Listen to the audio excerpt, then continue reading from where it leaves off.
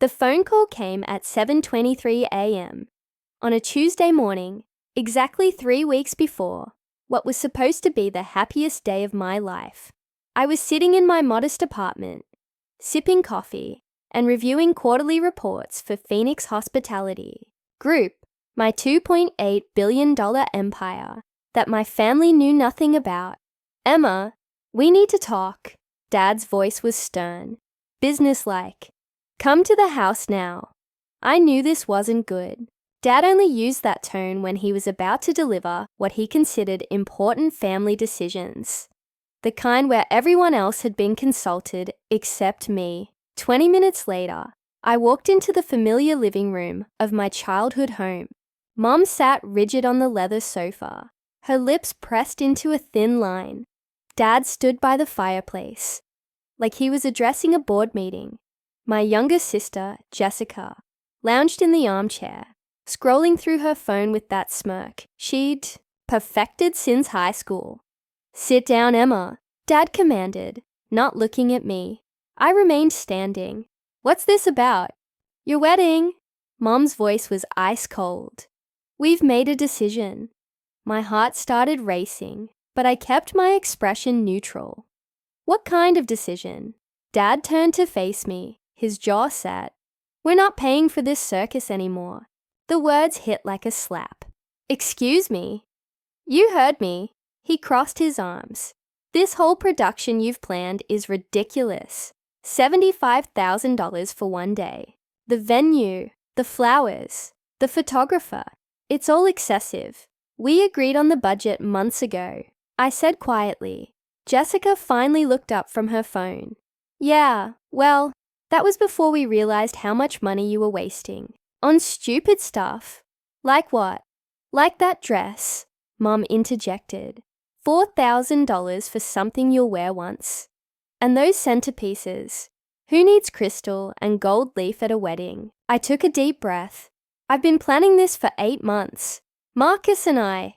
"Marcus," Dad interrupted with a sneer. "That's another problem. The guy works at a nonprofit. What kind of future is that? No ambition, no real income. He's a good man." "Good doesn't pay bills," Mom added. "Maybe this is a sign you should reconsider the whole thing." My chest tightened. "You want me to call off my wedding?" "We want you to be realistic," Dad said. "Find someone who can actually afford the lifestyle you seem to expect. Someone with prospects." Jessica snorted. "Yeah, because living in that tiny apartment and driving a 10-year-old Honda really screams high expectations." The room fell silent. I looked at their faces. Dad's stern disapproval, Mom's cold judgment, Jessica's amused contempt. These people had raised me, supposedly loved me, and now they were dismantling the most important day of my life like it was a failed business venture. "So, what exactly are you saying?" I asked. Dad walked to his desk and pulled out a folder. "I've already called the venue and cancelled everything. The deposits are forfeited, but at least we're not throwing away the full amount." My stomach dropped. "You cancelled my wedding venue?" "Our name was on the contracts," Mom said matter-of-factly. "Legally, we had every right. The caterer too," Jessica added helpfully. "And the photographer. Oh, and the florist." I stared at them in disbelief. "You cancelled my entire wedding without telling me." "We're telling you now," Dad said. "Consider it a favor. You'll thank us later when you find someone more suitable. Someone who can afford you," Mom repeated. The room spun slightly. 8 months of planning. The dress I'd fallen in love with. The photographer we'd interviewed 6 different candidates to find. The menu Marcus and I had spent hours perfecting. The flowers that reminded me of my grandmother's garden. All gone. "I can't believe you did this," I whispered. "Believe it," Dad said. "And next time, maybe think before you plan something so far beyond your means." I looked at my family one more time. Dad, the successful investment banker who'd built his reputation on calculated risks. Mom, who'd married him for his money and spent 30 years perfecting the art of looking down on people. Jessica, who'd never worked a day in her life, but somehow felt qualified to judge everyone else's choices. Understood, I said simply. The word hung in the air. They'd expected tears, arguments, pleading. Instead, I gave them nothing. Good, Dad said, clearly pleased with himself. Now you can focus on finding someone more appropriate.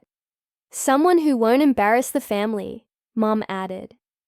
I nodded and walked toward the door. Emma, Jessica called out, don't be dramatic about this. It's for your own good. I paused, hand on the doorknob. I'm not being dramatic. I'm being practical. And I left. The drive back to my apartment was surreal. 23 years old, MBA from Northwestern, secretly running a hospitality empire worth $2.8 billion. And my parents had just cancelled my wedding because they thought I couldn't afford it. The irony was breathtaking. I'd built Phoenix, hospitality group from nothing, starting with a single property I'd purchased at 19 with money I'd made developing apps in college. 4 years later, I owned 17 luxury venues across 3 states, including the Grandmont Estate, the exact venue where my wedding was supposed to take place. My parents had no idea their daughter owned the most exclusive wedding venue in the city. They thought I was just another struggling graduate living paycheck to paycheck. I'd let them think that. It was easier than explaining how I turned a coding hobby into a tech company, sold it for $12 million and immediately invested everything into real estate. Easier than describing the 18-hour days. I'd worked to build something from scratch while they assumed I was just figuring things out. But now they'd crossed a line.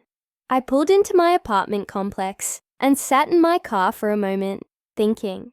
My phone buzzed with a text from Marcus. Hey babe, just confirmed final headcount with the caterer. 127 guests. Can't wait to marry. You in 3 weeks. My heart broke a little. Marcus had no idea what had just happened. He was probably at his office right now, excited about our future. Completely unaware that my family had just blown up our wedding. I needed to call him, but first, I had other calls to make. I dialed my assistant's number. Sarah, it's Emma. I need you to pull the Grandmont contracts immediately. The Grandmont Estate, your wedding venue? Yes. And I need you to review the cancellation policies we have in place for deposits. There was a pause. Emma, is everything? Okay, everything's fine. I just need to understand our options for unusual circumstances. Of course. I'll have everything ready in an hour. Thank you. My next call was to my head of legal, David. It's Emma. Hypothetical question. If someone cancelled a booking at one of our venues using forged authorization, what would our legal recourse be? Well, that would be fraud. We'd be looking at potential criminal charges plus civil damages. Why? Just curious about our protections. Can you send me the specific statutes? Absolutely. You sound stressed. Is Phoenix Hospitality facing some kind of legal challenge? Nothing like that, just being thorough. After I hung up, I sat in my car and allowed myself exactly 60 seconds to feel the full weight of what had happened.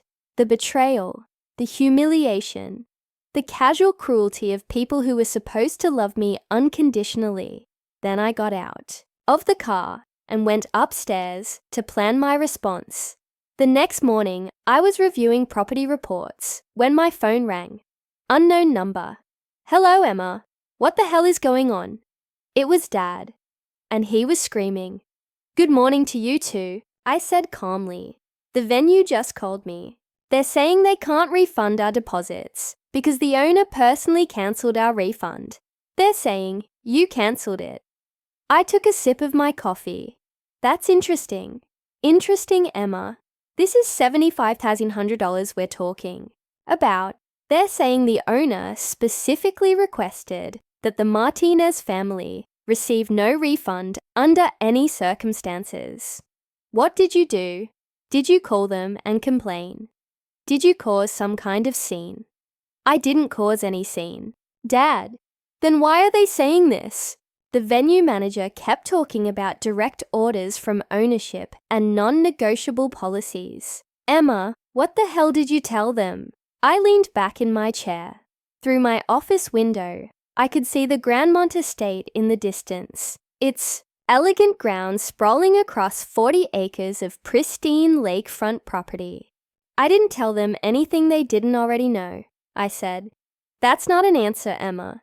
You need to fix this right now. Call them back and straighten this out. I don't think I can do that. What do you mean you can't? The owner's decision is final. There was a long pause. Emma, how do you know what the owner decided? Lucky guess. This isn't funny. We need that money back. Do you have any idea how much $7,500 is? I almost laughed. Dad was having a breakdown over $7,500 while sitting 3 miles away from my corporate headquarters, where I'd signed a $340 million acquisition deal just last week. It's probably not that much money to the owner, I said. I imagine they make that in about 6 minutes. Emma, what are you talking about? How could you possibly know? His voice cut off abruptly. Dad, you still there? Emma. His voice had changed. Quieter now, uncertain. Emma, what's the name of the company that owns the Grandmont estate? Why do you ask? Just tell me. Phoenix Hospitality Group. Silence. Dad? Emma, what's your last name?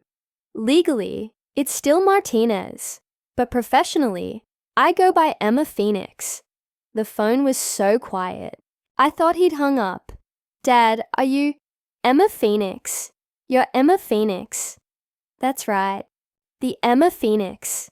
The one who owns, who built. Oh my God. I heard him calling to Mom in the background.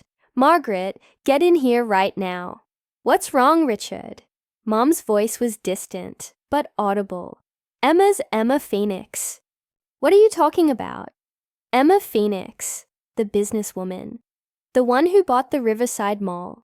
The one who owns half the venues in the city. That's our Emma. I heard Mom gasp. Emma. Dad's voice was back, shaky now. Emma, sweetheart, there's been a misunderstanding. Has there? Yes, a huge misunderstanding. We had no idea you were so successful. Why didn't you tell us? You never asked.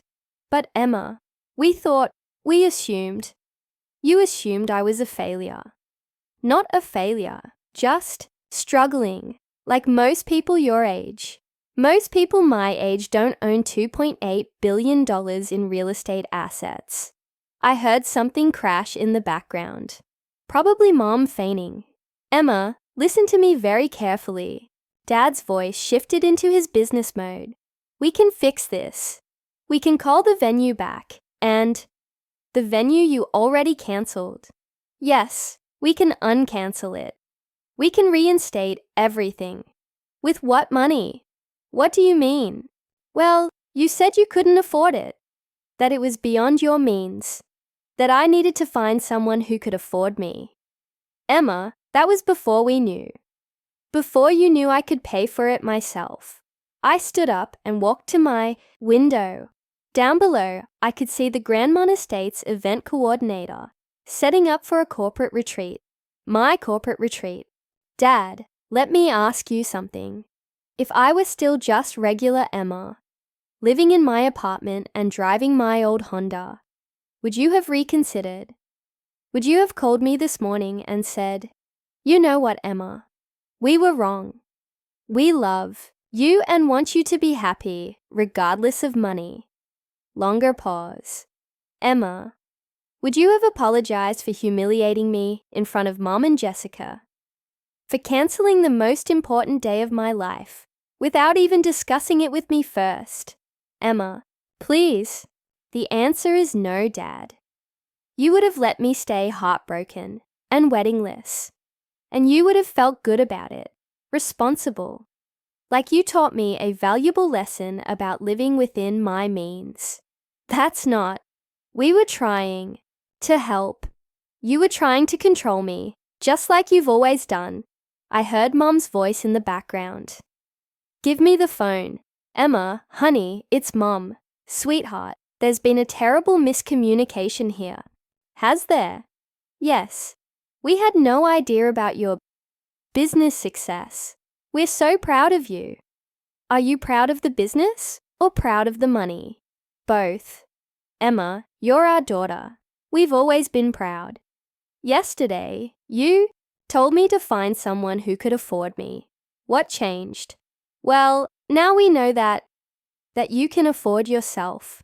Silence. Mom, let me save you some time. I'm not reinstating the wedding. I'm not giving you your deposits back. And I'm not pretending this conversation never happened. Emma, you're being unreasonable. I'm being exactly as reasonable as you were yesterday. I heard Jessica's voice in the background. Is she serious? She's actually not giving us the money back. Put Jessica on the phone, I said. Emma, I don't think... Put her on. Fine, here's Jessica. Hey, Emma. Jessica's voice was carefully neutral. So this is weird. Hi, Jess. I had no idea you were like, rich, rich, rich. I'm comfortable. Comfortable. Emma, you own half the city.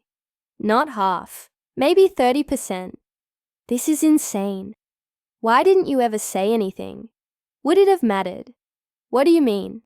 Yesterday, you recorded my fiancé throwing my keys in a lake and posted it on Worthy. Stories mocking my life. You called my wedding plans stupid and said I was wasting money on excessive things. Would you have done that if you'd known I was wealthy? Well, no, probably not. So, you're only nice to people who have money. That's not what I meant. It's exactly what you meant, Jess. You treated me like garbage because you thought I was poor. Now you want to be best friends because you found out I'm rich. Emma, come on. How many posts did you make on Worth Stories mocking my cheap lifestyle? Pause. Emma, how many times did you joke about my car, my apartment, my job? That was just sister stuff. Put Dad back on. Emma, wait. Put him on. Dad's voice returned, subdued now. Emma, we need to talk about this face to face. No, we don't. Yes, we do. We're family. This is family business. Family doesn't cancel each other's weddings out of spite. It wasn't spite. We genuinely thought. You thought wrong about everything. I heard him take a deep breath. Emma, what do you want? What will it take to fix this? There's nothing to fix, Dad. You made your position clear. I'm just respecting it. Our position was based on incomplete information. Your position was based on the assumption that I was worthless. Now that you know I'm not, you want to change the rules. That's not fair. You know what's not fair? Having your parents cancel your wedding because they think you're not good enough for their standards. Emma, please. I have to go. I have a board meeting. Emma, wait. What about Marcus? What about your wedding? I smiled. What about it? Are you still getting married? Of course. Where? Same place, same date, same time. But how can you? We cancelled everything. You cancelled the booking that was in your name. You never had any authority over the booking in mine. Silence. There are 2 contracts for the Grandmont estate on September 15th, I explained. The one you signed as the paying party, and the one I signed as the property owner. You cancelled yours. Mine is still active. You mean? I mean my wedding is happening exactly as planned. The only difference is that you're not invited, Dad, and neither is Mom or Jessica. You can't uninvite your family from your wedding. Watch me. I hung up. My phone immediately started ringing again. I turned it off. An hour later, Sarah knocked on my office door. "Emma, there are some people here to see you. They say they're your family." I looked up from my laptop. "Tell security to escort them off the property. Are you sure?" "Positive." 20 minutes later, my personal phone buzzed with a text from Marcus. "Babe, your dad just called me. He's very upset. He says there's been some kind of family emergency about the wedding. Should I be worried?" I called him immediately. "Marcus?" "Hi, Emma. What's going on? Your dad sounded like he was having a breakdown." "It's a long story. Can you come over tonight? I need to tell you something." "Of course. Are you okay?" "I'm better than okay. I'll explain everything." That evening, I told Marcus the whole story about Phoenix Hospitality Group, the $2.8 billion empire I'd built in secret, about my family's betrayal and their frantic attempts to backtrack once they learned the truth. He listened without interrupting, his expression cycling through confusion, amazement, and finally anger. "They cancelled our wedding because they thought you were poor," he said finally. "Essentially, yes. And now they want back in because they found out you're wealthy." "That's the general idea." He shook his head. "Emma, that's horrible. I'm sorry I never told you about the business. I wanted to be sure you loved me for me, not for what I could provide." "Are you kidding? I'm not upset about the money. I'm upset about how they treated you." He took my hands. "Emma, you're getting married in 3 weeks. You should have your family there. They made their choice. People make mistakes. This wasn't a mistake, Marcus. This was who they really are when they think no one important is watching." He was quiet for a moment. "What do you want to do?" "I want to marry you at the Grandmont estate, surrounded by people who actually care about us. I want to start our life together without the toxic influence of people who only value me when I can benefit them." "Are you sure?" "I've never been more sure of anything." The next morning, I drafted a formal letter to my family, delivered by courier at 9 a.m. sharp. "Dear Dad, Mum, and Jessica, thank you for clarifying your feelings about my life choices and my value as a family member. Your decision to cancel my wedding without consultation has saved me years of wondering whether you truly supported my happiness or simply tolerated it when convenient. Please consider this my formal notice that you are no longer invited to participate in my wedding or any future life events. This decision is final and non-negotiable. For the record, I built Phoenix Hospitality Group from nothing while living in that tiny apartment you all mocked. I worked 18-hour days for 4 years to create something meaningful, while you assumed I was simply failing to meet your standards. The fact that you now want to celebrate my success after trying to sabotage my happiness tells me everything. I need to know about your character. Marcus and I will be married as planned on September 15th. We will build our life together, surrounded by people who value integrity over wealth and love over status. I wish you well in your future endeavors. Sincerely, Emma. Phoenix CEO, Phoenix Hospitality Group. The wedding was perfect. Marcus and I exchanged vows on the terrace overlooking the lake, surrounded by 127 people who genuinely cared about our future. My college roommate, Sarah, served as maid of honor. Marcus's brother, Jake, was his best man. The flowers were exactly what I'd dreamed of. White roses and baby's breath that reminded me of my grandmother's garden. During the reception, as I danced with my new husband under lights strung between ancient oak trees, I felt something I hadn't experienced in years around my family. Pure, uncomplicated joy. My phone, tucked away in the bridal suite, had 47 missed calls and 23 voicemails from various family members. I deleted them all without listening. 6 months later, I received a formal apology letter from Dad.